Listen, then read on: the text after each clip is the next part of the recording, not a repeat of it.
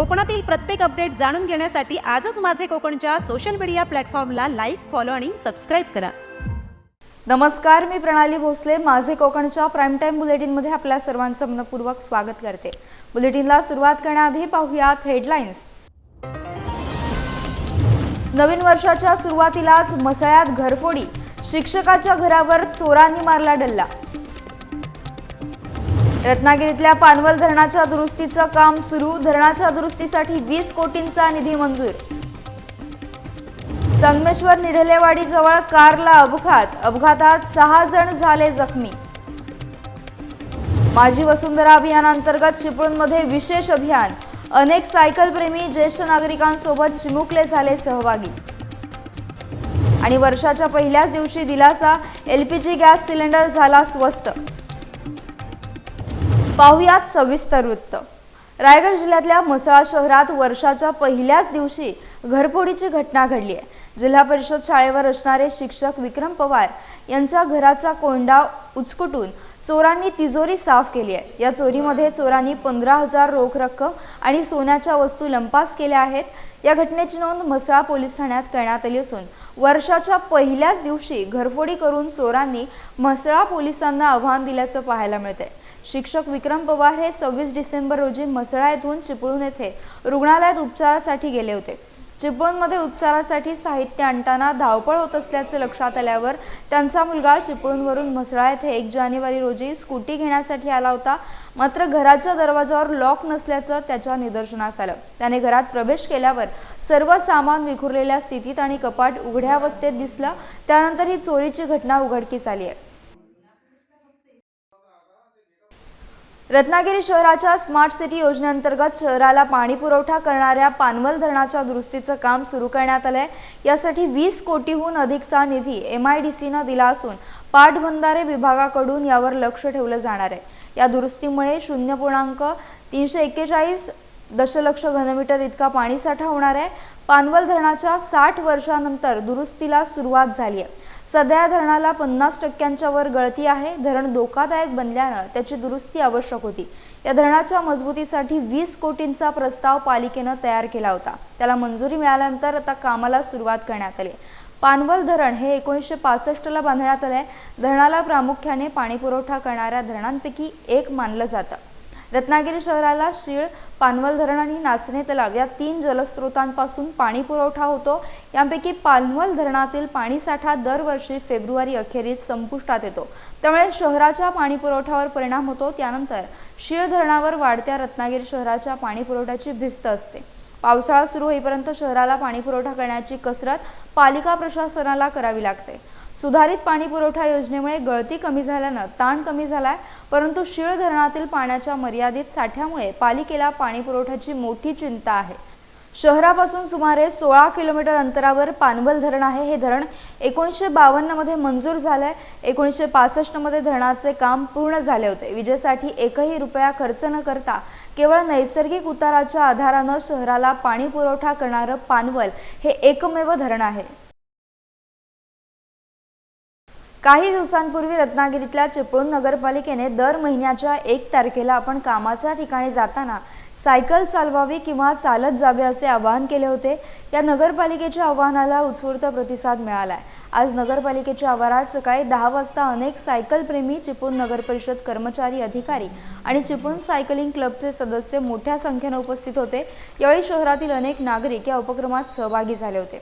ज्येष्ठ नागरिक रामशेठ रेड्डीज, बापू काणे, मुख्याधिकारी विशाल भोसले, प्रशासकीय अधिकारी मंगेश पेढामकर, उद्यान विभाग प्रमुख बापू साडविलकर, अनेक नगरपालिकेचे अधिकारी, कर्मचारी, सायकल प्रेमी यावेळी उपस्थित होते।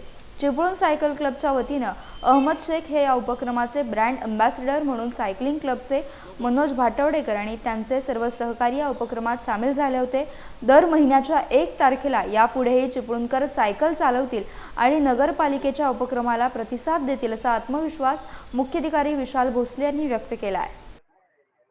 खूप चांगला प्रतिसाद लोकांनी दिलेला आहे। आपण खूप कमी कालावधीची नोटीस देऊन लोकांना आवाहन केलं होतं की आपण प्रत्येक महिन्याच्या 1 तारखेला सायकल किंवा पायी चालावं, आणि आज आपण पाहिलं तर इथे 100च्या आसपास सायकल स्वार सगळे आलेले आहेत आणि त्यांनी निश्चय केलेला आहे की प्रत्येक महिन्याच्या 1 तारखेला आपण अत्यावश्यक असल्याशिवाय कुठलीही गाडी वापरणार नाही, पायी किंवा सायकल चालली जाईल.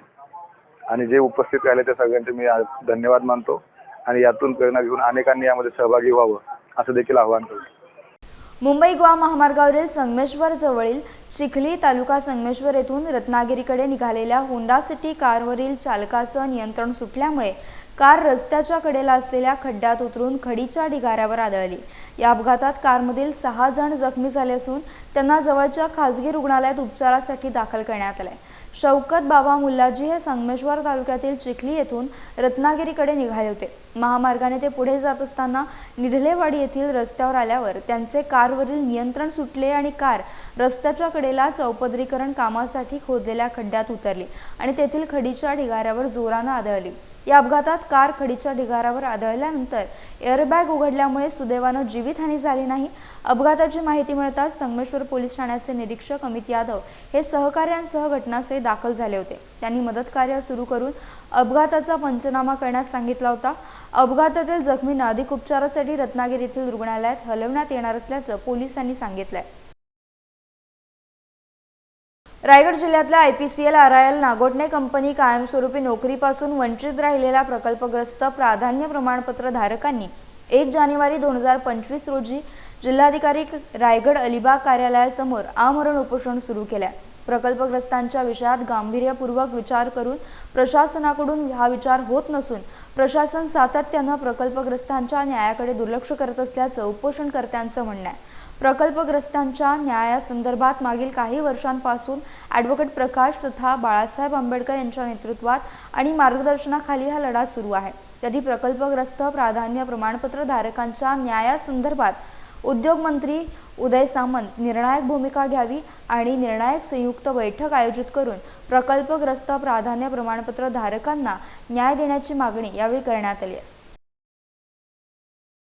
पोलादपूर तालुक्यामध्ये आणि शहरामध्ये जुगार, मटका त्याचप्रमाणे अवैध रीतीने भंगाराचा व्यवसाय राजरोसपणे सुरू आहे. त्याचा नाहक त्रास होत असून या सर्व अवैध व्यावसायिकांवर कारवाई करावी अशी मागणी शिवसेना उद्धव बाळासाहेब ठाकरे पोलादपूर पक्षातर्फे तहसीलदार आणि पोलादपूर पोलीस यांच्याकडे निवेदन देऊन करण्यात आले आहे. यापूर्वी अनेक सामाजिक संघटनांनी अनेक वेळा तक्रारी केल्या असून याची कोणत्याही प्रकारची दखल घेतली जात नसल्याने येत्या 7 दिवसात सर्व अवैध धंदे बंद करण्यात यावेत, अन्यथा त्यातून जनतेची मुक्तता करावी, नाहीतर शिवसेना उद्धव बाळासाहेब ठाकरे पक्षाच्या वतीनं तीव्र आंदोलन करण्यात येईल असा इशारा देण्यात आलाय.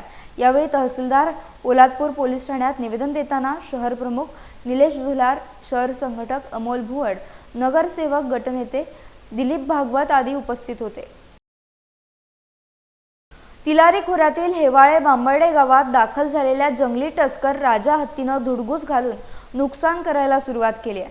गेल्या 2 ते 3 दिवसांपासून मोर्लेखेर गावात दाखल झालेला टस्कर हत्ती काहीच तासात दिवसाढवळ्या हातिवडे बांबर्डे दोडामार्ग बेळगाव मुख्य रस्त्यावर दाखल झाला. यानंतर हत्तीनं पुन्हा मुख्य रस्त्यावर येऊन रस्त्याच्या बाजूला असलेल्या कनक बांबूपाला खाण्यास रस्ता अडवला. यामुळे काही काळ गोवा बेळगावकडे जाणारी वाहतूक अडकून पडली होती.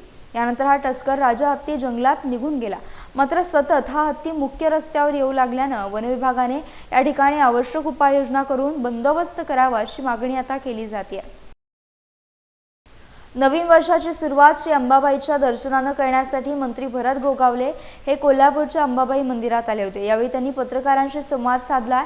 दरवर्षी इंग्रजी नवीन वर्षाची सुरुवात श्री करवीर निवासिनी अंबाबाईच्या दर्शनानं करत असतो. यंदा मंत्रीपद मिळाल्यामुळे जास्त आनंद झाल्याची प्रतिक्रिया भरत गोगावले यांनी दिली आहे. यावेळी पालकमंत्रीपद आपल्यालाच मिळेल अशी अपेक्षा देखील त्यांनी व्यक्त केली आहे. गेले अनेक वर्ष मी माझा रूट असा की पहिलं शिर्डीला शनी शिंगणापूर आणि तिथून मोरगावचा गणपती आणि मग 31ला वस्तीला आम्ही इथे येतो आणि सकाळी 1 तारखेला इंग्रजी नवीन वर्षाच्या पहिल्या दिवशी अंबाबाईला अभिषेक करून दर्शन घेऊन मग आम्ही वर्षाचं कामकाजाला सुरुवात करतो.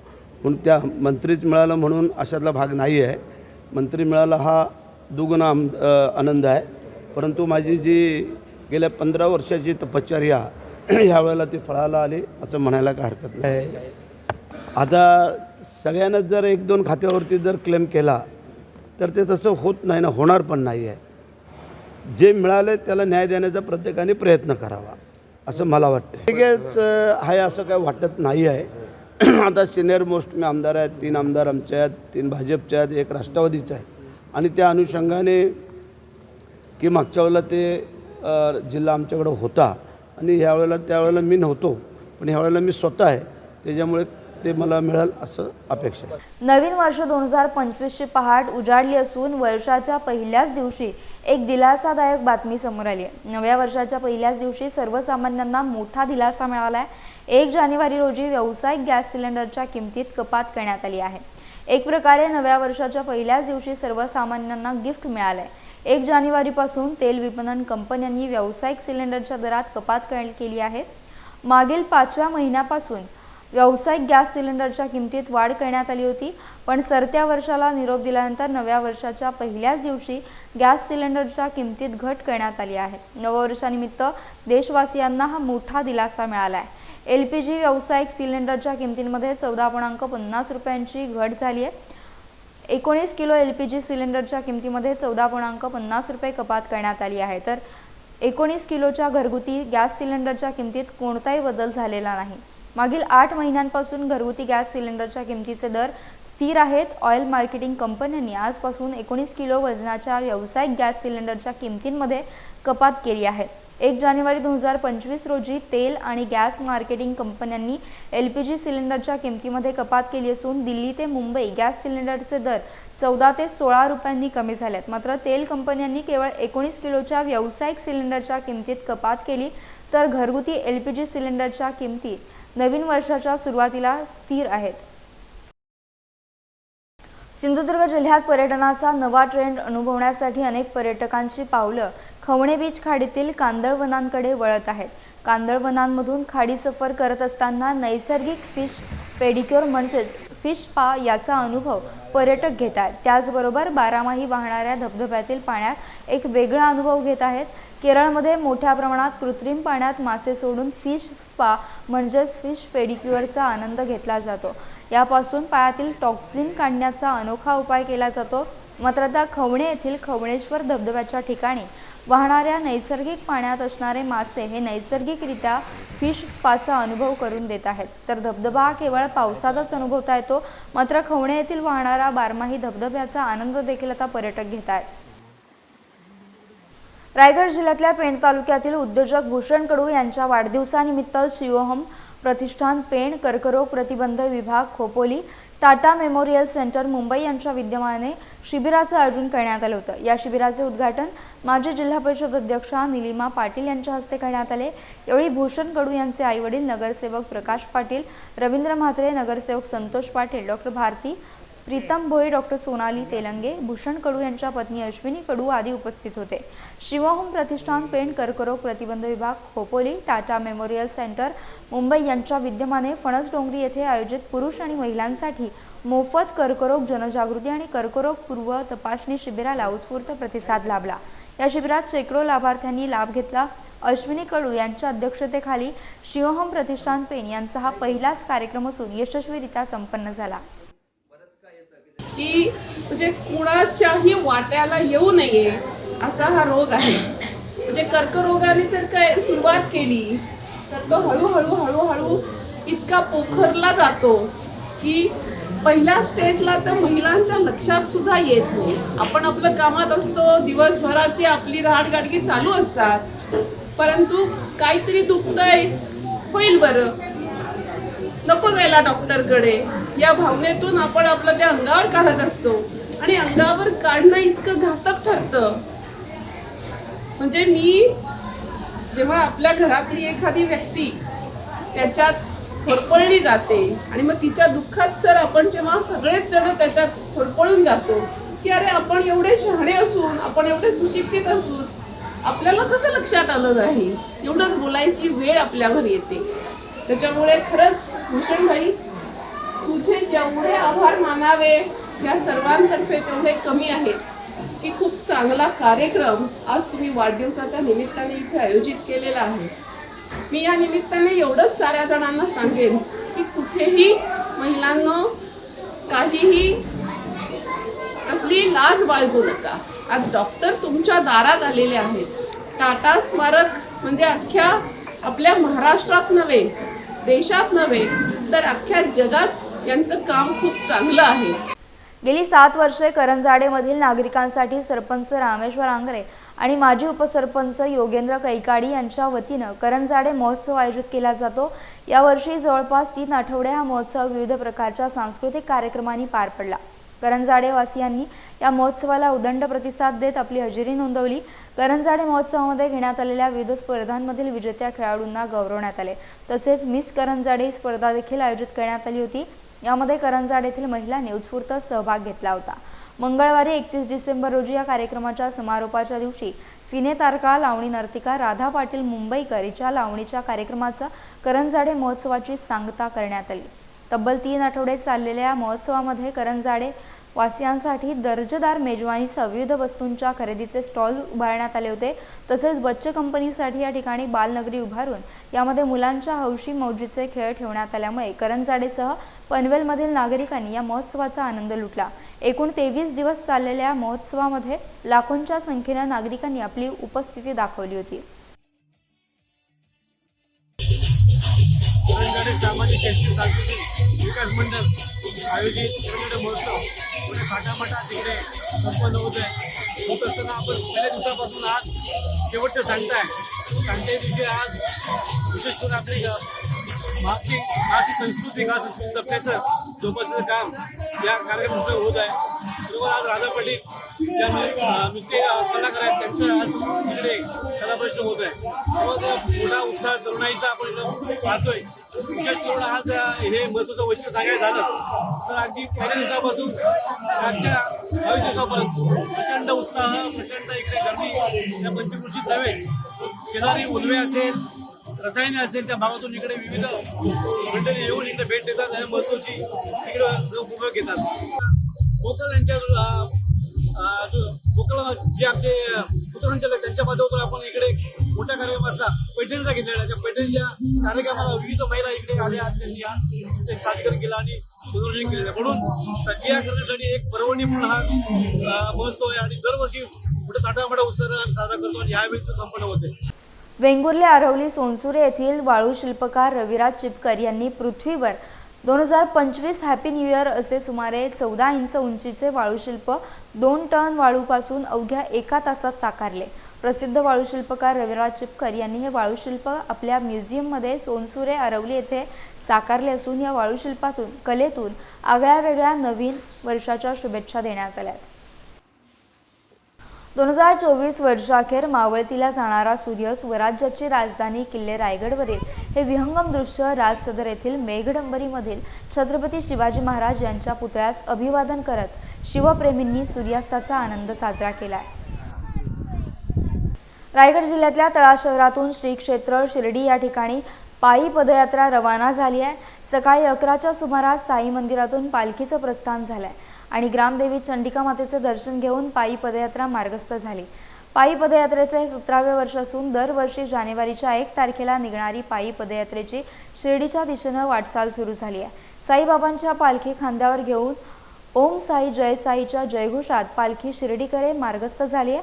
14 ते 16 जानेवारी रोजी तळा तालुक्यात साईबाबांची झोळी दर्शन, 17 जानेवारी रोजी काकड आरती, साई संत चरित्राचं अखंड पारायण आणि साई पालखी मिरवणूक, भजन तसेच शनिवारी 18 जानेवारी रोजी महापूजा, होम हवन, महाप्रसाद असे कार्यक्रम पार पडणार असून साई भक्तांनी उपस्थित राहून भंडाराचा लाभ घ्यावा असे आवाहन आयोजकांकडून करण्यात आले. याचा बुलेटिनमध्ये वेळ झाली. इथेच थांबण्याची. भेटूयात नवीन बुलेटिनसह. तोपर्यंत तुम्ही कुठेही जाऊ नका. पाहत रहा फक्त माझे कोकण.